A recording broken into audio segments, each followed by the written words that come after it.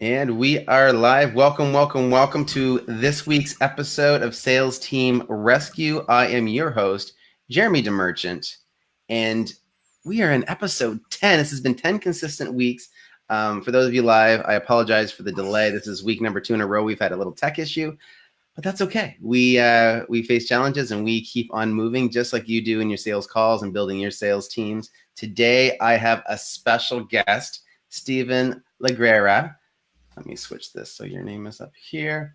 And I want to tell you a little bit about Stephen, and you're very quickly going to understand why I wanted him here. So Stephen's the founder of Sales Process Automation Systems. He's a graduate of the University of Florida's School of Computer Engineering and has a minor in business administration. He started his career working for Big Blue, IBM, as a technical sales specialist, and he's worked with clients and quickly realized the importance that systems and automation can have in impacting productivity and thus increasing revenue, which of course we'd love to increase revenue. Now, Stephen spent the last 8 years as a technical advisor in all aspects of digital marketing and has over 19 years in sales. Stephen's also a tech wizard, an automation expert, and a seasoned sales professional with over 8 years experience as a technical advisor in all aspects of digital marketing. His clients hire him to create and automate a profitable sales process that guarantees they save time, energy, and don't miss enrollment opportunities ever again. Stephen, welcome, and thank you so much for being here. Hey, Jeremy. Thank you for having me. Awesome. So I'm excited. Now, full transparency, where our conversation started because we were talking about sales processes and specifically CRMs. Mm-hmm. And Stephen and I are both Pipedrive resellers, and we got really in-depth in conversations around what that means. And the reason I brought him on is because I love Pipedrive. It's awesome for a lot of different kind of businesses, but he not only is amazing at providing and implementing it, he has a full process that he helps people go through. And so he is obsessed with the implementation. And I said, you know what, Stephen, I love the idea of being an affiliate. I love to make sure people have great systems. But for me, it's tough to prioritize the time. And I know this is not the right politically correct answer, but it's tough to invest the time in making sure that everybody has all the resources they need every single time to get on board. And Stephen says, man, that's what I do, right? So this is why, one, I had to have him on. And two, going forward, anytime I see an opportunity for Pipedrive, Stephen and I are going to be talking, and my clients or prospects are going to get an introduction. So Stephen, welcome. Thank you very much, Jeremy. Thank you for having me. So I want to hear a little bit more. The intro was really solid, but give me a little, I guess, behind the scenes look at what brought you here. That's maybe not on a formal CV. Feel free to drop names if it's appropriate, but share with the audience kind of what brought you to this point and what has you in depth in this obsession with sales process. I'll be probably fully transparent. One of my gifts is I have the gift of ADD, right? Yep. So as most entrepreneurs, I think we all have a little bit of ADD in us, and we always get caught up by shiny objects, right? Mm-hmm. And what I realize, especially being a business owner, if I don't have processes, if I don't have checklists and things that I need to follow, then what ends up happening is things fall through the cracks. They don't get done. I forget, and when I do remember, it's midnight and I'm sleeping, and then I can't sleep because I got that thing that I forgot to do that I needed to do. You know what I mean? Oh, I know exactly what you mean. Yeah. Mm-hmm. Yeah. So from early on, I figured that, the curse of ADD is, we're kind of all over the place and trying to get things done and want a million things to do. And then there's all the shiny objects. The gift of ADD is being able to what I call hyper focus, right? Once you do get focused on something, you're like obsessed and just, get it done. Mm-hmm. But unfortunately that doesn't happen very often. The kind of like the squirrel syndrome tends to take over. So early on, I like I said, I figured I need to somehow, come up with checklists and just systems, right? And since I'm good with technology, technology can be your friend if you use it correctly. Right. Right. Mhm. Now, one of the things I find is that sometimes people tend to get the technology before they have the process, right? Mhm. So, anybody been to a seminar lately or some kind of a workshop, and then there's the guru up on top, and he says, "Hey, buy this great product and services. It's going to change your business, change your life, and make you lots of money."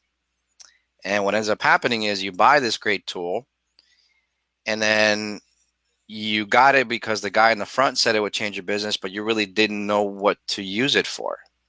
Or maybe Mhm. you sort of did, but you really didn't have a game plan. Yep. It's kind of like if I go up to a contractor and say, "Hey, I have this piece of land, build me a house." Mhm. And then he goes and starts digging, and then he's like, "Well, what am I supposed to build you?" Right? And I can't just tell him, "Well, just make it up as you go along." No, he's got to have a blueprint. All right. So the blueprint's got to go first, the process, the workflow. What exactly is he building? Right. And then from that, he's going to go and get the right materials, make sure that he's got the right tools to build this house that I want him to build. Well, technology is no different. Right. Mhm. So when I talk to clients, before we even get into pipe drive or any technology, I usually have the technology question last is what's your process, right? Do you have a workflow? Do you know step by step exactly what you need to do in order to accomplish your goal, right? So Right. once you have it mapped out, once you have you can have a flow chart, you can just have a document, checklists are always very helpful, right? Right. Mhm. Knowing exactly what the step by step process is. And in order to move to the next stage of the process and the next stage of the process. And once you understand that, then it's really easy to go out and get the right tool. Right. So I'm a pipe drive user and I implement pipe drive. Sometimes pipe drive is not the right fit. Right. Mhm. If the customer is really clear at the beginning on what they needed to do, I can easily say, well, pipe drive might not work for you because like, for example, if you have a 20-person sales team, right, Right. you might need a more robust solution. But if you're not exactly clear on what that is, then Mhm. you might spend a whole bunch of money, and then it turns out that the the the technology might not work for what you needed to do. Right. Right. I love pipe drive. It's phenomenal when it's in the right place for the right kind of team. Hmm. And I found it actually when I was working with an HVAC client. They needed some software that would allow them to have a nice integration with Google and things like that. And it was a small team, and it was a perfect fit. Hmm. Um, but that's not the case everywhere. And so what I love, and for the audience, my goal isn't to make this about pipe drive at all. It's to make it about the process. And I like how Hmm. you talked about the technology question being the last, Correct. because, and in the conversation that we had, I think it was last week, where you said, you want to design this process and then find the technology that's going to fit it. So Hmm. for the people watching, whether they're small business owner, whether they've got a sales team of 20 people, they've got a sales team of 100 people. Um, can you walk us through just kind of the high level view of the quickest way or the easiest way to start that process of mapping out your own sales process so you can start looking in the right direction? Yep. Yep. So basically, what you want to do is you want to look at. So we're talking about sales process specifically because this is something you should do for every different part of your business, right? Hmm. Corporations get it. In corporate speak, if you will, they call it an SOP, a standard operating procedure, right? So this is a manual that, in this case, a sales manager would sit down and put together and know exactly what the process is, and then have that document and give it to their salespeople, and that's what they follow, right? Hmm. What needs to happen when they cold call? What needs to happen when they do get an order, right? What's your onboarding process? In other words, once you do enroll a client into your business, what do they need and what do you need in order to start working together, right? So that's your onboarding process, right? If once you have a sales conversation, there's basically three outcomes: yes, no, maybe, right? Hmm. If it's a yes, then of course, what's your onboarding process? If it's a no, maybe one of the things I do is I do a lot of JV partners, right? So sometimes when I talk about sales process, sometimes people are asking for a sales funnel, which is Hmm. marketing, Right. right? So I have partners that I send, that I recommend, and of course they give me commission for the referral. So always know that sometimes you can actually monetize no's. Right. Right. Having a And that's process, where, but yeah, and that's where having strong referral partners for different things, right? Because customer says, "Hey, I need this." You say, "You know what? I can't provide this, but you know what? Jeremy might be a great fit." right. Now I'm a superhero because I wasn't able to fix the problem, but I Mm-hmm. was able to send it to Jeremy, and Jeremy can fix his problem. Now, guess what? It's a win-win, right? Right. And of course, there's the maybe. Now everybody's heard the money's in the follow-up, Mm-hmm.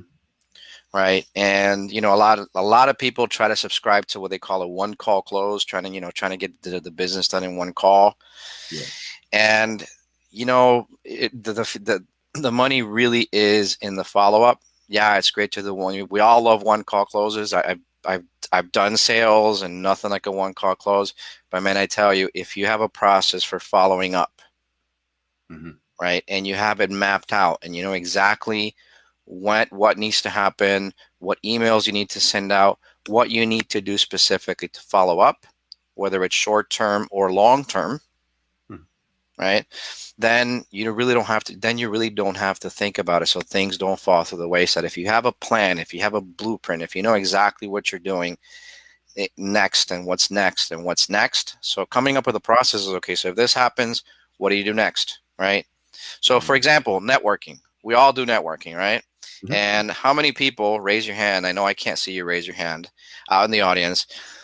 Do you have a box full of business cards? Yeah, I mean it's happened to all of us, right? But Yeah. what if you had a process that says, okay, so when I'm at a networking meeting, I meet this person, we speak. I think there's a fit for us to do business. Now, no, unless you go to one of those networking meetings with three letters that you get a bunch of business cards, you have no idea who those people are. Mm-hmm. I don't subscribe to that. I'd rather spend time with two or three people at a networking event Mm-hmm. rather than get 50 business cards. Right. Right? Because then I see there's a fit. So if there's a fit, first thing I do is I take a picture of the business card that goes right into my CRM. In my case, it's Pipedrive. Mm-hmm. And then the next step is I send him an email or her an email. Let's set up a time to meet. Then they say yes. Then I send them a link to my calendar. So again, this is where I use the automation. They book on the calendar. They fill out a small questionnaire, a short Mm-hmm. question, a 5-question questionnaire, and then we meet. Mm-hmm. Right. So that's my process for when I meet somebody at a networking event, and I don't veer from it. Right. Guess how many business cards I have in boxes now? Goose egg. Zero is the hopeful answer. Goose egg. Yeah. Right. Yeah. I mean, sometimes yeah, you do forget, and that it's being human. But like, I really make a point to just follow my process. Again, otherwise ADD kicks in and squirrels. The squirrels kind of take over, and then you know what happens. So, but yeah, and then so again, it's having a step-by-step process of knowing what to do next. Right. And if you follow that simple rule, Mm-hmm. you're never going to miss a sales opportunity ever again. Love At it. least the opportunity to have to have a sales conversation. You Yeah. might need some sales training. This is where Jeremy would come in, right? Or have a professional salesperson who can close for you, right? But Mm-hmm. still, it's still part of the process, right? So Yeah. when you get, so marketing is how you get a lead. Sales is what you do with that lead, and this is just a process so that things don't fall to the wayside. Right. Love it. Love it. And so if people have, most people have multiple ways that leads are coming in or prospects are coming into their business. So network is a common one. Online marketing, I know you're a funnel master as well. So online marketing. So would you suggest that every single route that you have somebody coming into your business, Yep. they map out a separate sales process? Yes.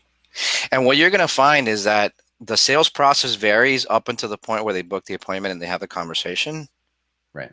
Once they have the sales conversation, and just note that it could be like a 2 or 3 a 3-call process depending on Mm. what you're selling, because sometimes if you're corporate, you might need to send a proposal, right? So again, during what I call the presentation stage, which is really the sales call, that presentation stage might be 2-3 calls, might be more than that. There might be a proposal in there, right? But just understand what happens at that stage. And then once at some point, you're going to ask for the order. You're gonna ask for the sale. You better be asking for the sale. That's for sure. Exactly. Right. Otherwise, yeah. Otherwise, hire Jeremy. He'll ask for you. Yeah, there you go. All right. And you either it's going to be yes, no, or maybe. And then the process is going to be exactly the same on the tail end of the sales process, right? Right. And in the beginning, it's all going to vary. So typical scenarios is if you're out networking, right? I just gave you a really simple workflow, right? Right. What if you're giving talks? I was doing that last night. Right. I have a process for that. What if you are in like a digital marketing funnel, right? So, for example, what I call an application funnel, which is a webinar that leads to somebody applying, filling out an application form, and then booking a call with you. Right. Yeah. What about a Facebook strategy or a social media strategy? Right. Yeah. And so when it comes to these processes, and actually I think back to last night. So I was presenting to a group, and you can build these really technical calls to action, the processes, right? Like send this and do this, and suddenly all this automation will make everything picture perfect, and you'll get all the emails and stuff like that. But I find that technology can be a hindrance to people. They'll go, oh, I don't have the time to set that up. And a couple of months ago, I was in that situation where I went, I need a call to action. It's not really a place where I can pitch, like make a formal offer. And so I went, why don't I just ask them to text me? Now, there's no automation. It was actually my cell phone number. And I just said, guys, text me your name and number if you want my free download. And then all of a sudden, like I stepped off the stage and all of a sudden my phone starts vibrating. I'm like, all right, this is cool. Like it works. Nice. Now it's not really technically savvy, but where's the balance to say, okay, you know what, done is better than perfect, or start with the simplest version and then expand, versus I want to make sure it's perfect and fully automated before I go out and put it into play? Yeah. Here's my take on that, right? Like, to me, there's really two types of people. One is what I call technically courageous. Yeah. Yeah. And then the other was not technically courageous, like this. They just don't, the technology in them just don't mix, right? Yeah. So for the people that are, that are not technically courageous, outsource. Find somebody who can help you with the automation. So what you can do, like when you leave this call, the one thing you can do is like really sit down and map out your sales process.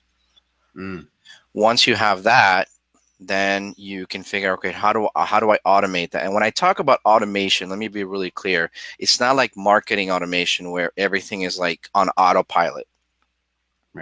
Right. Because that loses a personal touch, and the sales process has to always, stay personal. So when I talk about automation is like, how do I save 3 minutes here, 5 minutes there, right? Instead of having all these different applications. Like, so for example, let's say I keep a spreadsheet, right? And I put the name and the email and the phone number and then some notes on that.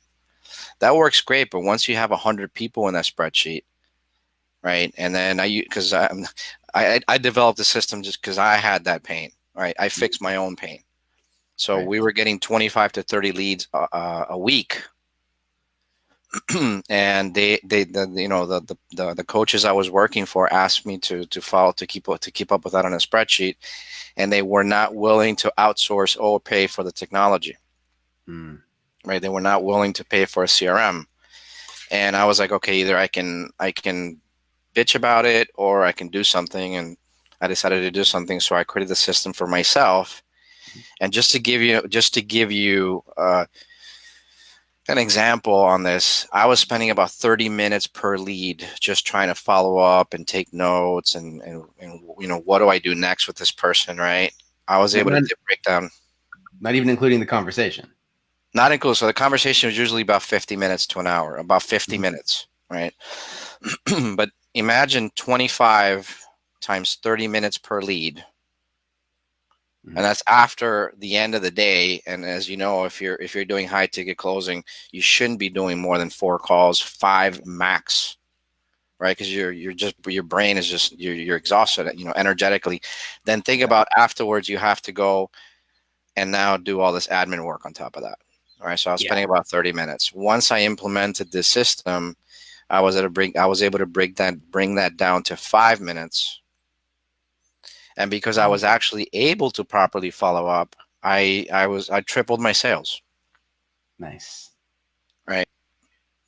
So, so the point of this, if you are technically courageous, then my question to you is, what's the highest and best use of your time?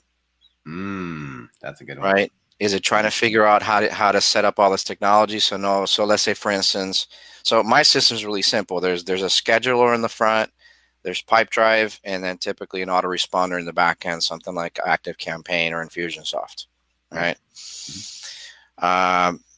Is it the highest and best use of your time? Figure out how to, first of all, use the scheduler, which most people do, right? Then it's the Pipedrive, figuring out how to set it up, how to customize it for your sales process that you've already created, hopefully, right?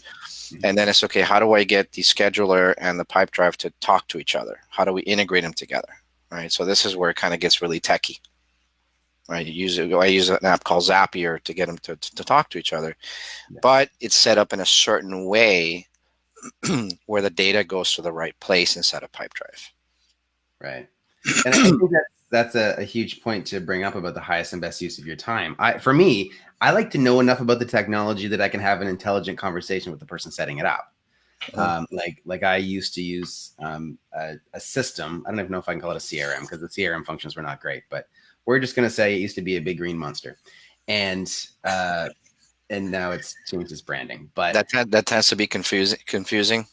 Yeah, exactly. Big green monster tends to be confusing. Yeah, and I was paying somebody $300 a month to manage it on top of the fee I was paying for the system. But for me, actually, that was worth it to not get stuck in it. But I first wanted to make sure I could have that intelligent conversation, because often the people that are really tech savvy don't necessarily understand the flow that's going through an entrepreneur's brain for their business, because they don't know the ins and outs of the business as well as the entrepreneur themselves, right? So being able to have just enough understanding to have the conversation, I think it's really, really important. But there's very, very quickly in business comes a point when you don't want to be the one building the tech yourself. You want to outsource it as quickly as possible, because not only does it take a lot of time, it sucks up your energy if you're not, as you said, technologically courageous. Or, even if you are, that probably isn't your superpower. Like with Steven, it's a superpower. Let him do your stuff. For me, I know enough to be dangerous, and I break more things than I fix. So get me into your sales process, not setting up the system necessarily. Correct. Now, Steven, I want to ask one more major question. When somebody's setting up their pipeline, okay, their deal stages. So no matter what system you use, even if it is a Google document or an Excel spreadsheet, P.S. Get yourself off of Google Docs and Excel spreadsheets for CRM purposes. Okay? Please just find a system. There's lots that are ideal for you. There's some, if you don't want to spend the money, there's free ones out there too. But just something that's not a spreadsheet. Anyway, so in every CRM, there's a way to track your process. And often this is referred to as your pipeline, or your sales funnel, or your sales process, deal stages. There's different words that are used depending on the system. But ultimately, you choose the sections that a deal goes through from when it goes to, hey, nice to meet you, to here's the money, let's make this happen. And maybe even more if you want to follow the process for implementing. Right.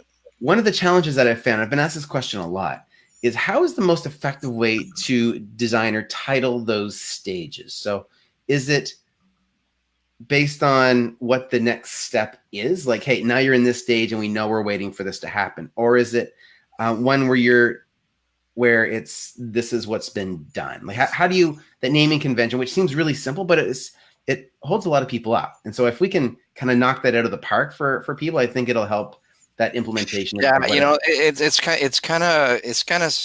it really is up to the person to to figure out what they name it, right? But like for example, you can Google sales process, and there's some people out there who've created. I actually have an ebook on a seven step sales process Okay. that I got from somebody else, and I just tweaked the names. But basically, you're gonna have, so for example, you're gonna have your prospecting stage, which is your marketing, Mm-hmm. right?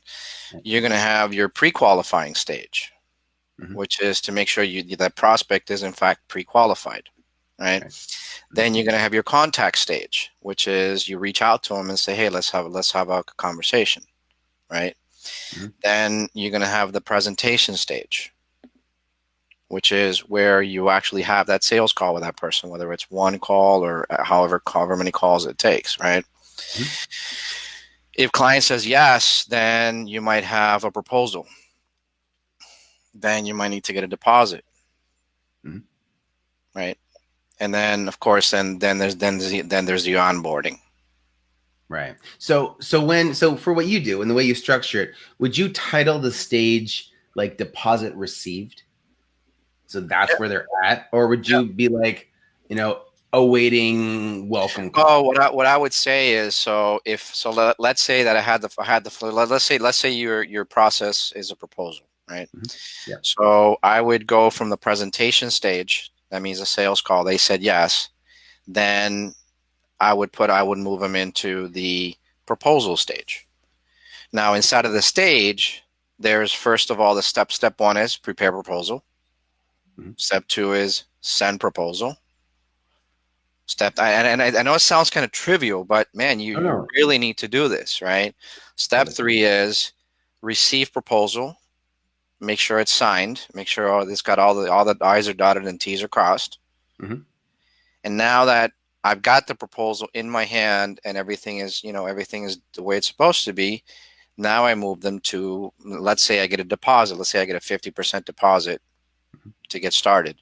Right. Then I get a deposit, because realize, without the proposal and the contract and without the deposit, they're still not a client, Right. right? Yeah. Sometimes people go, That's a "Oh, big I deal. I closed the deal. Where's the proposal?" The client's got it. Have they made a deposit? No. Okay, they're not a client yet, Yeah. Keep working, buddy. Yeah. right? So Yeah. now you have the deposit and you have the client. Now you move them to the onboarding stage because you got what you need. And one thing that I like to think about when I'm designing stages is what matters to me if I go back 3 or 6 months from now and I want to say, okay, who's at what stage in the business? And who am I going to treat differently? Hey, these people were sent proposals that for some reason I didn't follow up on them. Well, Mhm. they were probably pretty warm leads, and life just probably happened. Or we did a sales call. They said not yet. Like I Mhm. want to be able to categorize them that way. So that's how I think about it. And so Mhm. I think that's one way to consider if I'm going back and looking at my database of things Right. that didn't close, what's important to me and how or what stages would I treat people differently. So, but initially, of course, what's the process you need to be monitoring as you go as the primary? Second, Set set a date. So, for example, Pipedrive has this feature called deal rotting, right? Yeah. right? So, basically, what that says is every 15 days. So you set the rule, right? So if I have this contact, right? This person that I've spoken to. Let's say it's at the proposal stage. You sent the proposal, right? Well, typically, give them. I give them 5 days, Right. right?